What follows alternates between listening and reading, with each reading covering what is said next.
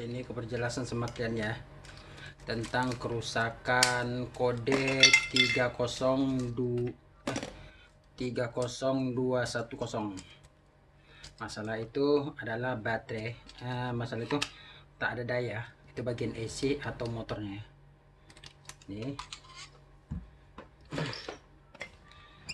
guys ya, buka dulu. Bising. Sorry guys ya, kayak gini lah kalau buat konten untuk lihat. Di subscribe ya, tergantung kalian lah. Kalau subscribe aku sangat bersyukur sekali.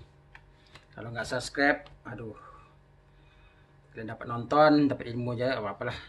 Nih kodenya, nih kesalahan sistem daya. Oke, nampak kesalahan sistem daya ya. Ini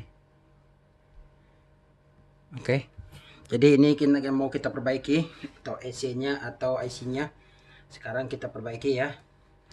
Ayo, sudah, let's go. Rendah yaitu sekitar 5% saja. Tapi sebenarnya yang kita bicarakan ini bukanlah tentang data statistik semata. Karena pada dasarnya hal ini adalah realitas yang dialami oleh jutaan keluarga yang ingin mendapatkan kesempatan untuk hidup yang lebih baik.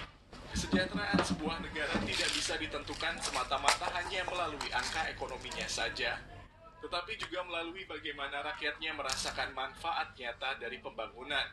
Terlebih lagi ke akses terhadap pendidikan yang berkualitas, layanan kesehatan yang memadai, hingga lingkungan yang aman serta nyaman bagi warganya.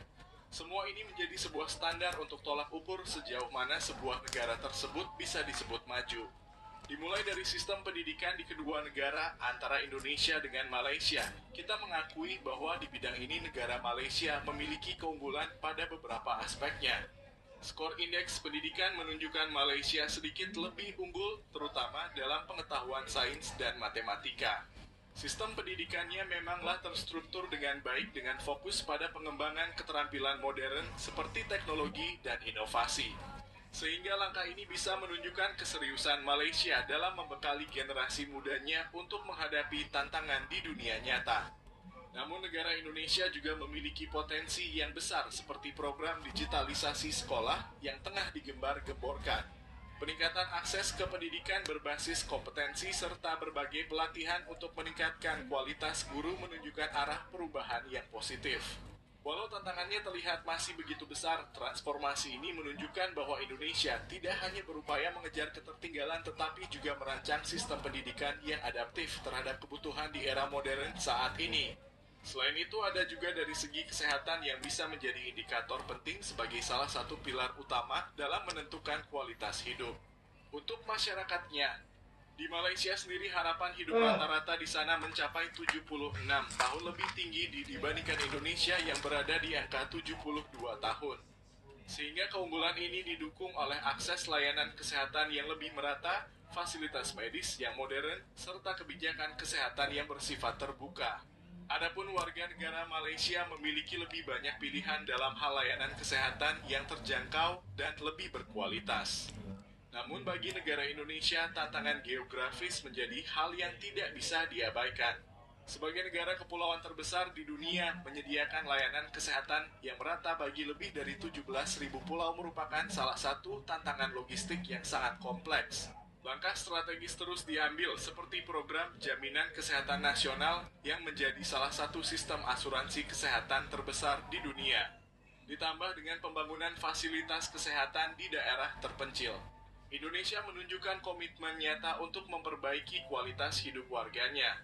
Di era modern yang semakin berkembang pesat, sampai saat ini, infrastruktur dan teknologi merupakan dua elemen kunci yang tidak dapat dipisahkan dalam mendorong kemajuan di sebuah negara. Di mana infrastruktur itu sendiri dijadikan sebagai fondasi fisik yang menopang aktivitas ekonomi dan sosial.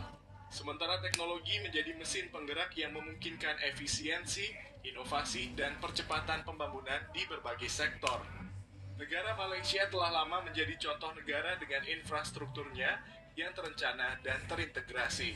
Sistem transportasi seperti MRT dan LRT di Kuala Lumpur bukan hanya menjadi solusi mobilitas, tetapi juga cerminan modernisasi yang menjadikan transportasi umum sebagai tulang punggung ibu kota di negara tersebut.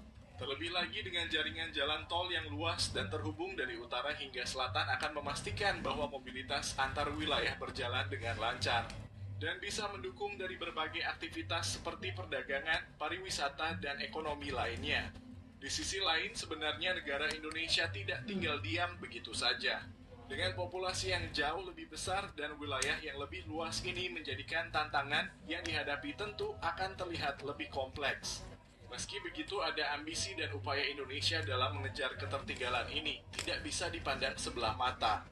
Contohnya, proyek MRT di ibu kota Jakarta merupakan awal dari sistem transportasi umum di Indonesia.